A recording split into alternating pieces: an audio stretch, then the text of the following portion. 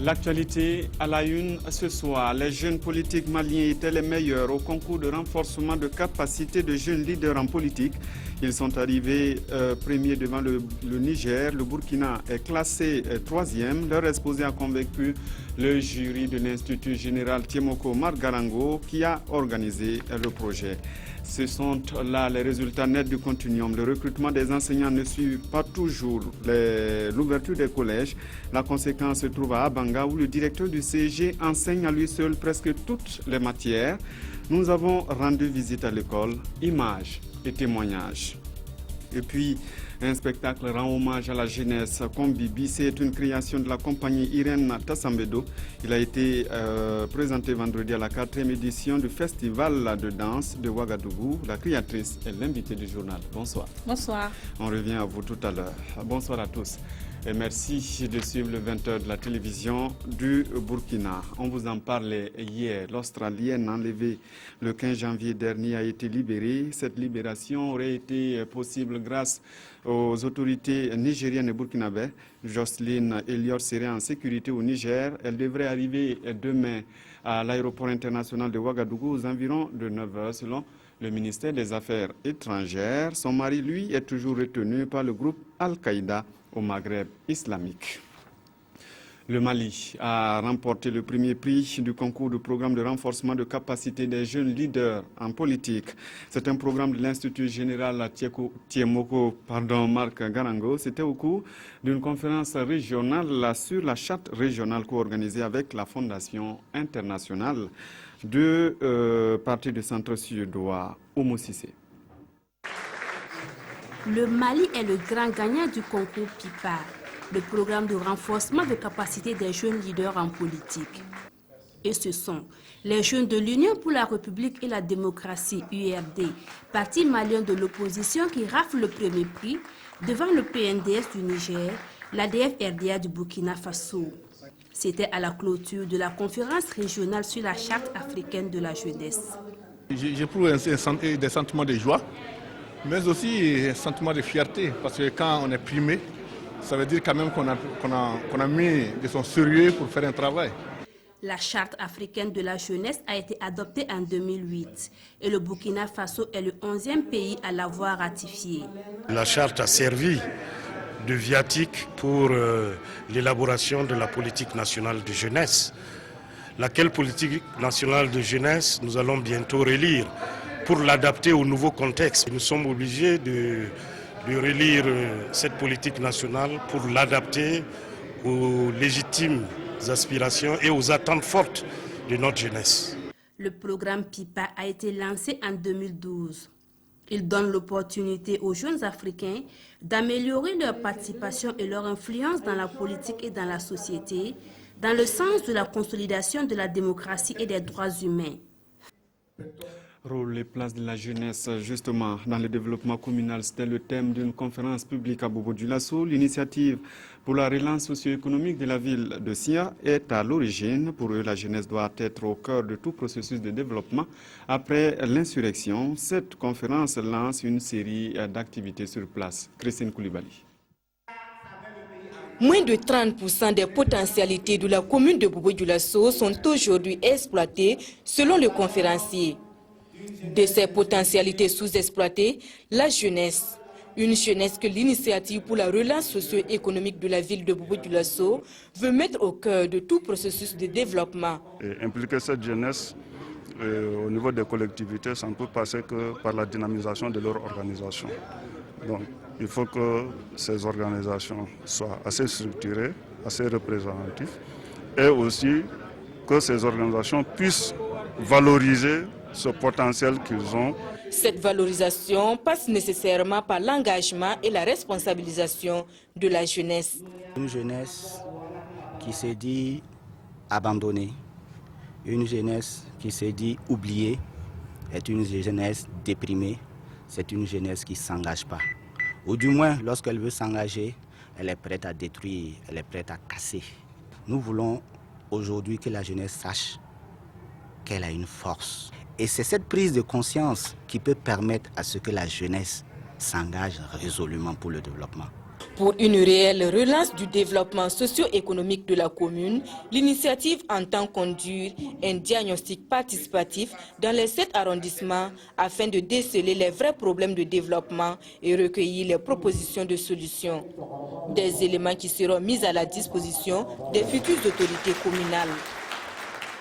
Ce n'est pas encore la canicule, mais le centre-ville de Ouagadougou peine à avoir de l'eau potable. Baisse de pression pour les plus chanceux, coupure chez d'autres. La situation se dégrade de jour en jour dans la capitale burkinabé et dans le quartier Rimkienta, Adamagiti, Olopoda. La famille Drabo a de la chance, l'eau coule de son robinet tous les jours, même si la pression baisse souvent. On ne connaît pas une coupure d'eau ici, mais il arrive souvent que la pression baisse. À quelques 200 mètres de là, c'est une autre situation, un autre monde. Les habitants de la cité de Rimkienta font face à une pénurie d'eau. Dans cette zone viabilisée et raccordée au réseau de l'ONEA, les riverains passent la moitié de la nuit devant leur robinet à attendre l'eau. Dans ce quartier, partout c'est comme ça. Il faut te lever à 2 h du matin pour rester au dehors, avoir de l'eau. À partir de 6 h du matin, 5 h 30 même tu te lèves, tu ne peux pas avoir de l'eau. On a passé presque une journée entière sans avoir l'eau. Donc on était obligé d'aller payer les sachets d'eau qu'on vend dans les boutiques là, pour venir faire la cuisine et puis en profiter même se rincer. Baisse de pression, voire des coupures totales d'eau, surtout dans les quartiers périphériques et dans les quartiers situés en hauteur en termes topographiques, c'est la situation que vivent au quotidien de nombreux Ouagalais.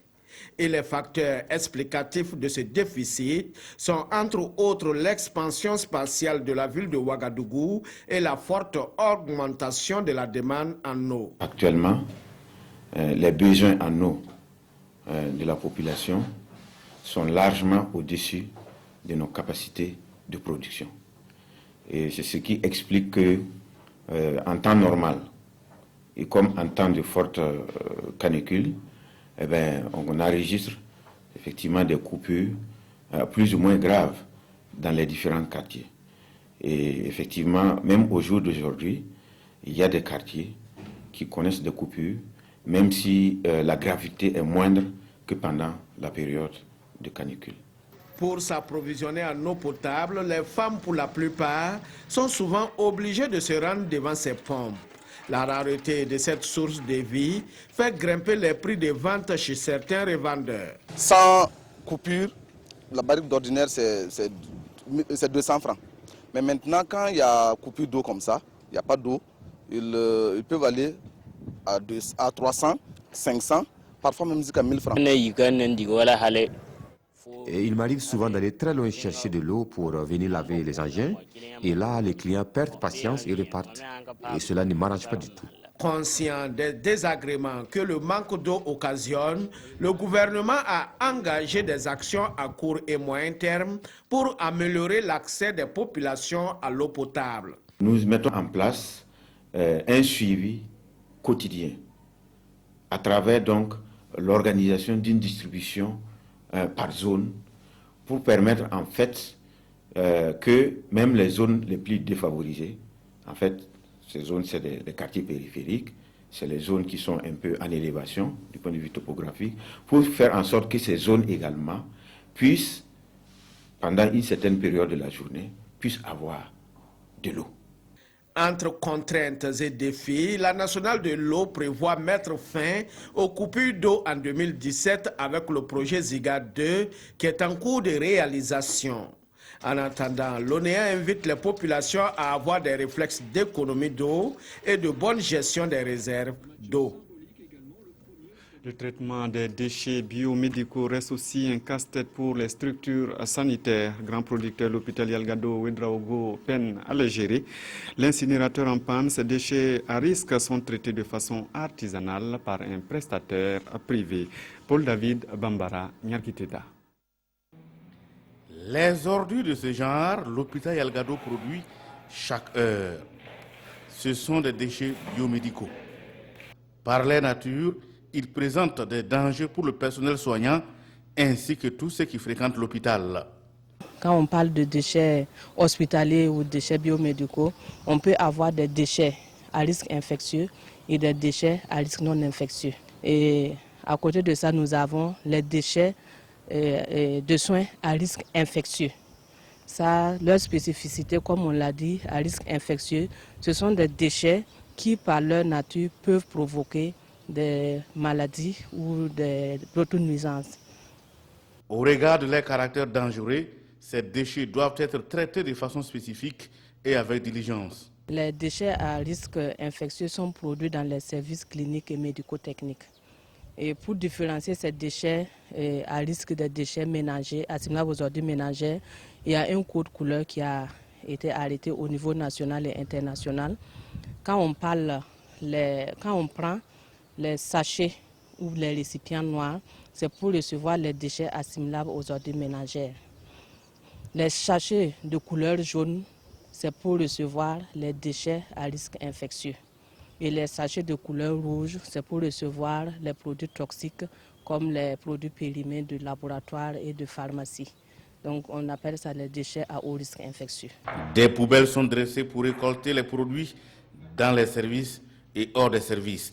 Chaque fût avec sa nature de déchet, tout doit être enlevé chaque fois et traité pour éviter toute nuisance.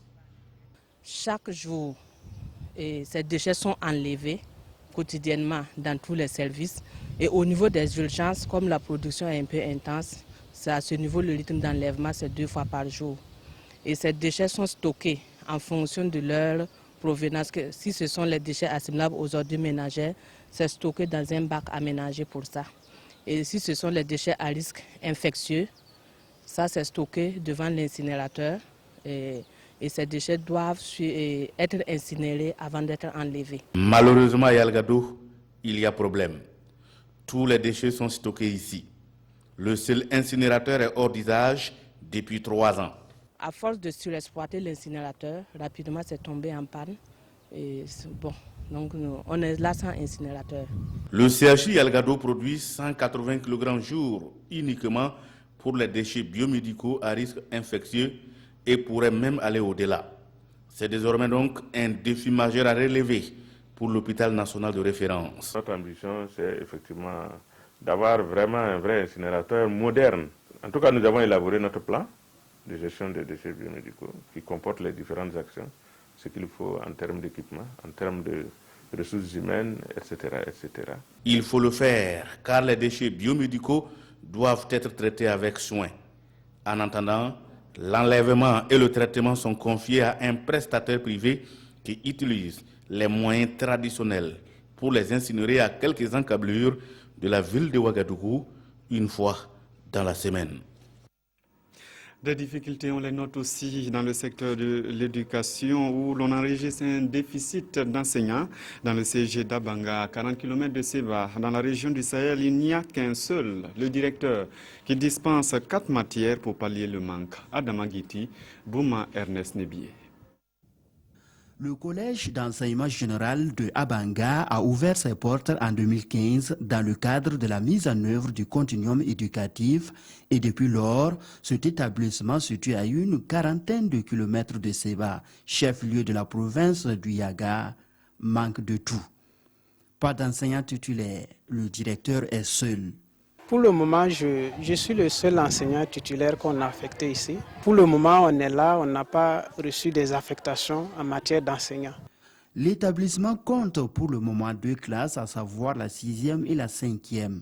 Près de 7 matières y sont enseignées et le directeur, pour pallier le manque d'enseignants à sa manière, enseigne presque toutes ces matières.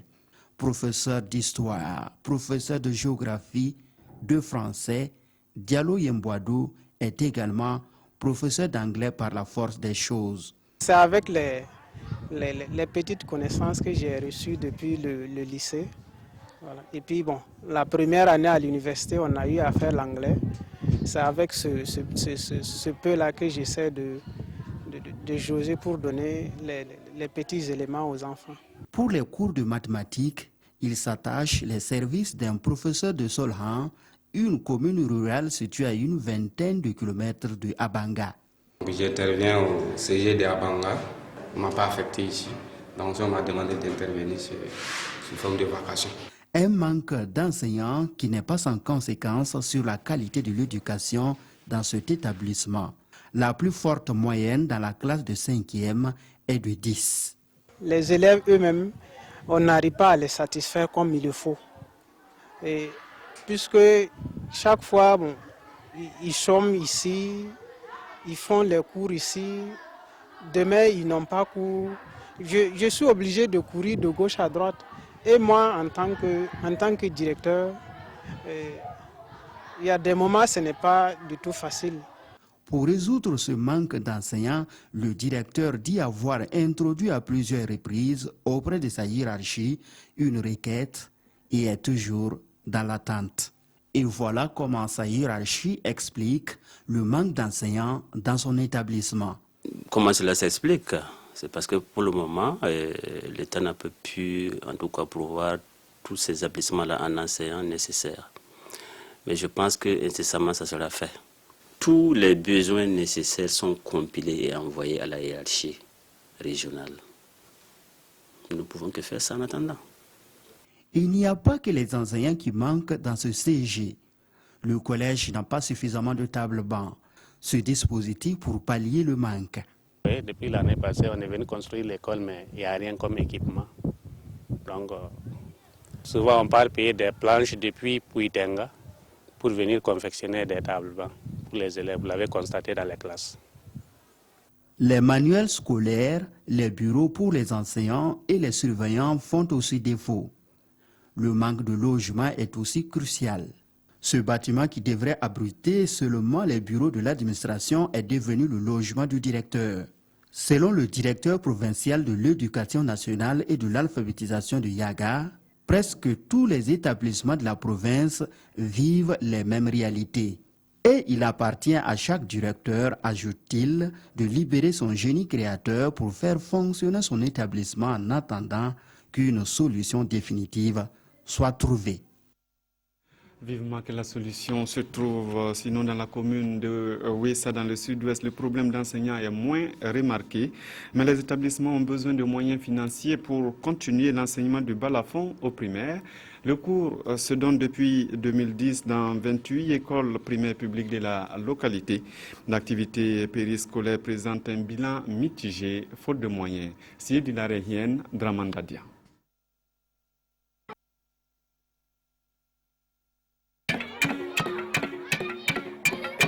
Issu d'une famille de balaphonistes, Kevin Sommet fait danser ses camarades.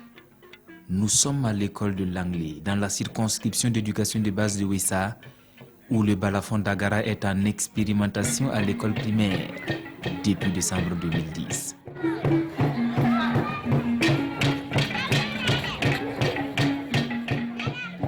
Nous nous organisons à travers notre emploi de temps, jouer, entraîner nos enfants. Bon, je pense que les deux choses vont ensemble, l'éducation et la culture. On dit que c'est source de développement. Donc, pour ce faire, nous, à travers les directives au niveau du MENA, nous avons jugé bon de les associer à nos activités. Pour apprendre aux scolaires à esquisser ses pas de danse, toutes les 28 écoles primaires publiques de la commune de Wessa ont été dotées de balafons et près de 2 heures sont consacrées par semaine à l'apprentissage des fondamentaux de ce xylophone, le balafon étant l'instrument de musique par excellence en pays d'Agara.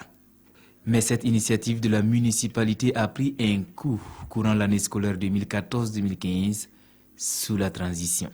Du fait qu'il n'y a pas de conseil municipal, par conséquent, c'est COGES également. Et il n'y a pas de représentant typique comme ça des maires, bon, ça fait que ça piétine plus ou moins. Conséquence, la majorité des écoles de la commune de Wessa ont dû surseoir à ce projet d'initiation des élèves au balafon, par faute de soutien financier pour galvaniser l'équipe d'encadrement, en particulier les formateurs.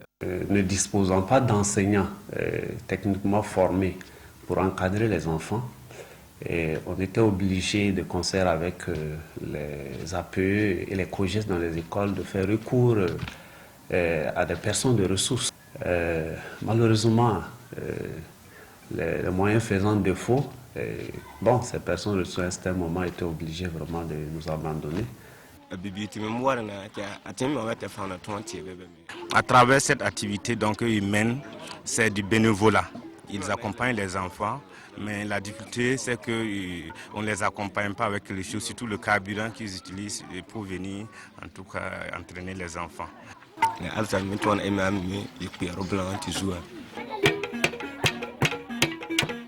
Nawin Yele, le maître balafoniste, va-t-il aussi jeter l'éponge au moment où ses élèves sont manifestement intéressés à la chose culturelle? En plus de ces conditions d'études difficiles, ces élèves devront s'habituer au changement de mots décidé par l'Académie française. La réforme devient obligatoire à partir de la rentrée prochaine dans les manuels scolaires.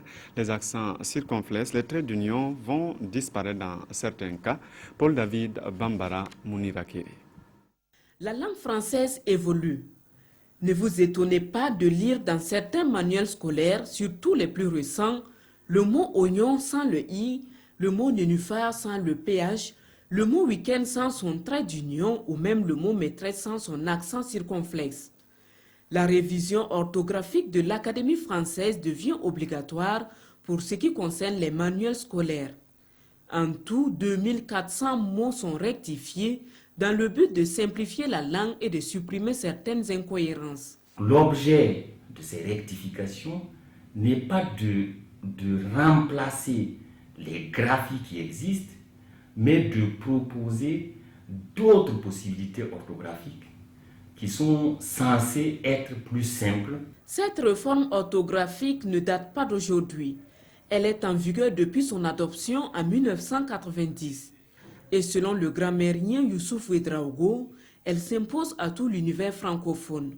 L'Académie française est l'instance suprême chargée d'avaliser, d'accepter ou de refuser tout ce qui est règle de la langue française. Certains enseignants du système éducatif burkinabé estiment qu'une mise à niveau leur est nécessaire afin qu'ils soient à même d'appliquer de façon convenable les nouvelles réformes de l'Académie française. Nous sommes au courant de la réforme de la langue française, mais nous attendons qu'il y ait des rencontres pédagogiques avec nos encadreurs pour nous situer exactement quelles sont les graphies qui ont subi une évolution. On ne peut pas accepter certaines orthographes de certains mots, comme le cas du oignon, où l'élève écrit oignon à la place de oignon. Et pourtant, en parcourant les pages de certains dictionnaires récents, l'on se rend compte que les deux versions des mots concernés existent. Ce qui signifie qu'en principe, aucun élève ne doit être sanctionné parce qu'il a utilisé l'ancienne ou la nouvelle orthographe. En attendant que les enseignants s'y conforment, l'on constate que l'orthographe du mot oignon reste la bête noire de certains élèves. Car tel qu'il est écrit par cet élève, il n'est ni la nouvelle ni l'ancienne, mais tout simplement une faute d'orthographe. Adama Dramé lègue son premier djembé au patrimoine national. L'artiste musicien a remis le djembé qui date de 1969 au ministre de la Culture. Il doit être déposé au Musée national pour les générations futures. Moussa Ouedraogo, Kadisanogo.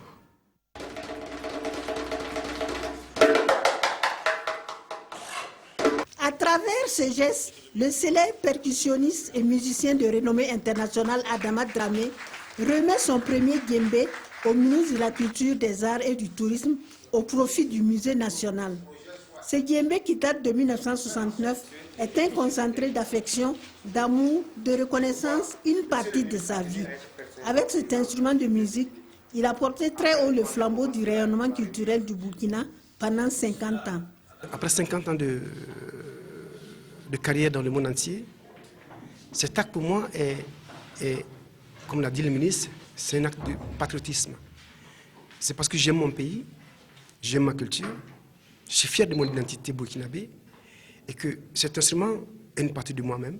Et le remettre au ministre pour le Musée national, pour moi, il n'y a pas mieux. Pour le ministre en charge de la culture, la remise de ce djembé est un moment historique. C'est un patrimoine culturel qu'il cède à la nation. Ce geste de Adama Dramé, c'est la forme la plus achevée du don de soi. c'est la manifestation la plus parfaite du don de soi. C'est un sacrifice. Il a accepté donner une partie de lui-même, une partie de sa vie, de son esprit, de son âme à la nation. C'est un acte symbolique, c'est un acte hautement patriotique qu'il faut saluer. Le directeur général du musée national a souligné qu'avec ce don au musée de son premier djembé, Adama Dramé devient immortel. Il va contribuer à enrichir le patrimoine national.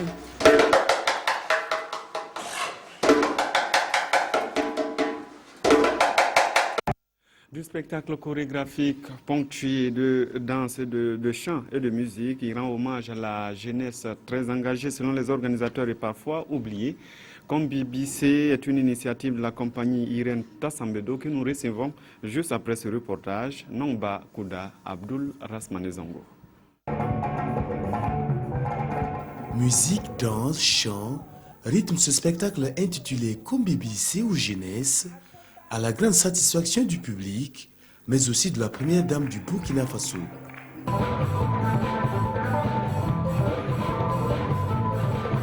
Vraiment, c'était très beau. Je ne m'attendais pas à ça et je suis agréablement surprise. Donc c'est l'occasion vraiment de féliciter Irène pour le travail accompli. C'est absolument fantastique. C'est une comédie musicale incroyable d'énergie, de jeunesse, de beauté, des costumes magnifiques. C'est une reconnaissance au mérite de la jeunesse, mais également une invite à l'écouter davantage. Le message principal, c'est de donner la parole à la jeunesse. Ces derniers temps, ils étaient au cœur de tous les événements. Et j'ai voulu monter ce spectacle-là pour eux, parce qu'ils ont une force inestimable et que trop souvent, on les oublie. Et je pense que c'est eux notre lendemain. Ce spectacle chorégraphique d'environ 1h40 est à découvrir ou à redécouvrir à travers une succession de différents tableaux, une harmonisation des gestes, une rivalité de talents, le tout dans un concept parfois éblouissant, parfois obscur et cadencé musicalement. Voilà, Irène Tassambedo, bonsoir. Bonsoir. Vous dites, vous êtes là pour donner la parole à la jeunesse, Oui. parfois oubliée. Et comment ça se passe avec ce genre de spectacle? Pour réussir à faire un spectacle de ce genre-là, il faut avoir des très très bons danseurs et des très très bons danseurs très jeunes, des musiciens, une équipe artistique hors pair pour se mettre à disposition de la chorégraphe que je suis. Sans eux, je ne peux pas faire ce spectacle-là. Je ferai un autre spectacle avec d'autres danseurs. Donc c'est eux le cœur de Comme BBC.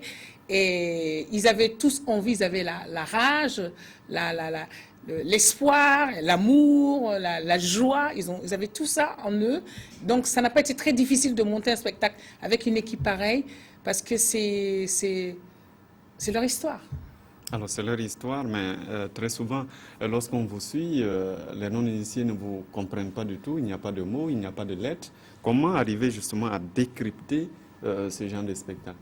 Je pense que dans les spectacles de danse, c'est pas nécessaire, c'est pas un spectacle de théâtre, c'est pas du cinéma, c'est un spectacle de danse, donc c'est le corps qui parle. Le corps qui parle, donc ça veut dire on donne une émotion et le public reçoit cette émotion-là. Et les chansons sont là, mais par exemple, ceux qui ne parlent pas moré, il y a des chansons en moré, ceux qui ne le comprennent pas, il y avait quand même pas mal de gens qui ne comprennent pas nos langues. Ils sont sortis de ce spectacle-là très heureux, même s'ils n'ont pas compris, ils ont reçu le message quand même de la joie, la rage, l'envie, l'énergie que dégage tout ça. Donc c'est pour ça que j'ai choisi la danse, pour parler moins et montrer plus. Alors donc, vous aviez des jeunes. Alors, est-ce que vous avez l'impression que ces jeunes-là s'intéressent beaucoup plus à la danse aujourd'hui par rapport, par exemple, au sport ou à la musique? Je pense qu'il y a des jeunes qui s'intéressent au sport, d'autres à la danse, d'autres à la musique. Moi, j'ai ceux qui sont plus touchés par la danse, mais c'est pas que tous les jeunes veulent la danse. Il y a le sport, il y a la peinture, il y a la musique, il y a le théâtre, il y a plein d'autres choses. Il y a aussi des études de médecine et d'architecture, il y a plein d'autres possibilités. Mais là, en ce qui nous concerne par rapport à Comme BBC, c'est vraiment une jeunesse je les ai auditionnés parce que c'était déjà des danseurs. Les musiciens, parce que c'était déjà des musiciens, tous professionnels. Donc c'est avec eux que je peux faire ce spectacle-là. Et le spectacle a été donc représenté dans le cadre du Festival international de danse de Ouagadougou, qui a regroupé 24 compagnies cette année, 4000 spectateurs. Et vous dites que c'est une circulation des créations. Comment concrètement? Mais un festival, c'est de donner la possibilité à toutes les compagnies de pouvoir montrer leur talent, leur spectacle, et donner aussi la possibilité aux différents artistes de compagnie de se rencontrer et de faire naître des projets. C'est aussi l'opportunité que des professionnels les regardent et leur donnent une possibilité de les programmer ailleurs que chez nous. Et c'est aussi, c'est vraiment un brassage, c'est la rencontre, c'est le dialogue et c'est le partage de savoir. Ça, c'est pour moi le festival, c'est ça. Et le festival, c'est pas juste une seule danse, c'est le festival de toutes les danses. La danse traditionnelle a sa place, la danse contemporaine a sa place, le hip-hop a sa place, toutes les danses ont leur place. Et il faut que tous les spectacles viennent à nous parce que c'est pas facile de voyager. Donc, c'est pour ça que j'ai voulu créer ce festival-là, qui est à sa 4e édition. Et ça dans le cadre strictement du spectacle ou bien il y a d'autres activités que vous menez à l'intérieur du festival? Alors, nous faisons des masterclass, nous donnons des formations dans la journée à l'école de danse. Aussi, on a des chorégraphes qui sont venus un peu de partout, qui donnent des formations aux jeunes danseurs qui sont là. C'est une occasion pour eux d'apprendre autre chose que ce que nous avons ici chez nous pour enrichir leur vocabulaire. Et c'est pas que la danse, c'est vraiment la rencontre avec les professionnels qui sont venus à nous. Merci d'être venu nous voir. Je rappelle que nous recevions Irène Tassambedo, qui est l'organisatrice du Festival international de danse de Ouagadougou et surtout la créatrice du spectacle Comme BBC. Vous restez avec nous pour la suite du journal. Merci. Les fidèles chrétiens de la ville de Ouagadougou au sanctuaire Notre-Dame de Yakma, ils sont allés accomplir le pèlerinage annuel. Prières et louanges ont ponctué la célébration dirigée par le cardinal Philippe Ouedraogo, Paul David Bambara, Estelle Judith Assoba. Le pèlerinage diocésain de Ouagadougou, les fidèles chrétiens ont encore respecté le rituel, un rituel qui se tient dans un contexte particulier, et le thème centré sur la miséricorde, la paix et la réconciliation nationale. Le peuple burkinabé a de quoi dire merci au Seigneur pour ce que nous avons vécu tout au long de l'année de la transition, avec tous les événements que vous connaissez. En outre, nous n'oublions pas que nous sommes confrontés à des défis, notamment 3 défis majeurs: la réconciliation, la cohésion sociale, la justice sociale et enfin la paix. Une paix véritable, une paix durable qui ne peut venir que de Dieu. C'est l'année de la miséricorde, le grand jubilé voulu par le pape François. Les fidèles ont au cours de cette célébration prié et demandé au Seigneur de leur permettre d'être miséricordieux. Nous souhaitons que partout nous soyons à l'image de Jésus-Christ. D'abord nous envers Dieu, nous envers le prochain, dans les familles et en société. À ce rendez-vous de la foi, les fidèles chrétiens venus de divers horizons du diocèse de Ouagadougou ont bravé froid, vent, poussière et autres intempéries pour communier aux intentions du cardinal et de leur famille. Je suis là pour demander la paix pour le pays et pour tous les pays en quête de paix. Que le Seigneur fasse de nos familles de saintes familles. Les fidèles qui n'ont pas pu effectuer le déplacement pour raison de maladie ou à cause du poids de l'âge ont aussi reçu la bénédiction avec indulgence apostolique du cardinal Philippe Ouedraogo. La Corée du Nord, nous sommes à l'étranger, vient de lancer un missile longue portée la nuit dernière. Un tir pourtant interdit par plusieurs résolutions des Nations Unies. Depuis l'annonce de ce geste de défi, le Conseil de sécurité s'est réuni en urgence. Nouvelle provocation de la Corée du Nord à l'égard de la communauté internationale. Pyongyang a procédé la nuit dernière au lancement d'une fusée de longue portée, un tir qui viole plusieurs résolutions des Nations Unies. Une présentatrice de la télévision d'État a expliqué que ce tir avait permis de placer avec succès un satellite d'observation de la Terre en orbite et que ce lancement avait été ordonné personnellement par le dirigeant Kim Jong-un. Les condamnations sont nombreuses, à commencer par celle de son voisin sud-coréen. La Corée du Nord a ignoré l'avertissement de la communauté internationale et s'est rendue coupable d'une provocation inacceptable en lançant un missile à longue portée après avoir mené son 4e test nucléaire, a déclaré la présidente sud-coréenne. Condamnation également du Japon par la voix de son Premier ministre Shinzo Abe. Nous ne tolérerons pas le fait que la Corée du Nord continue avec ses lancements malgré les appels répétés à la retenue. Après le test nucléaire en janvier, ce missile constitue une violation flagrante des résolutions du Conseil de sécurité. Nous allons faire le mieux que nous pouvons pour protéger la sécurité de nos peuples. Pyongyang soutient que son programme spatial a une visée scientifique, mais la plupart des pays estiment qu'il s'agit d'une couverture pour des essais balistiques. Une réunion d'urgence du Conseil de sécurité de l'ONU est prévue aujourd'hui. Aujourd'hui c'est dimanche, nous parlons sport avec Mamadi Ouena, bonsoir. Bonsoir Simon. Aujourd'hui donc il y a eu le championnat national de football avec la chute du leader, le RCK, le Rail Club de Kadiogo qui allait tomber à Dédougou face au Banqui Sport. Oui, cette 11e journée qui a sonné le réveil des marques classées et la sensation c'est la défaite évidemment du RCK, leader leader même de la saison, qui allait tomber devant Banqui Sport, et nous allons solliciter les images pour voir dans quelles conditions Banqui a réussi à battre le RCK.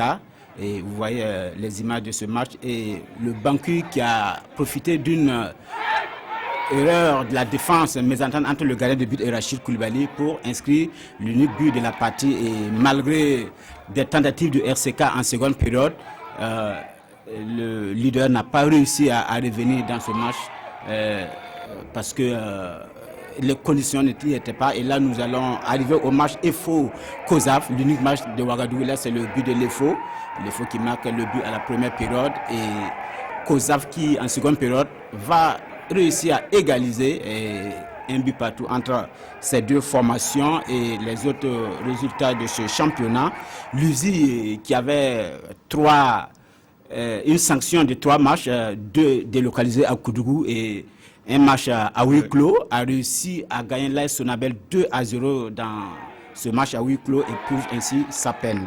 Autre résultat, le RCB et le Santos font match nul, 2 buts partout à Bobo. L'ASFB bat Majestic 2 buts à 1. Lusco et Luso font match nul 0-0 à Banfora. L'AGEB et l'USFA aussi 0-0 également. Et le BPS qui bat l'ASFA Yeninga 2 buts à 0. 14 buts ont été marqués en cette 11e journée et malgré la défaite, le RCK reste leader avec 21 points, suivi du RCB 18 points et Lusio est 3e avec 18 points également.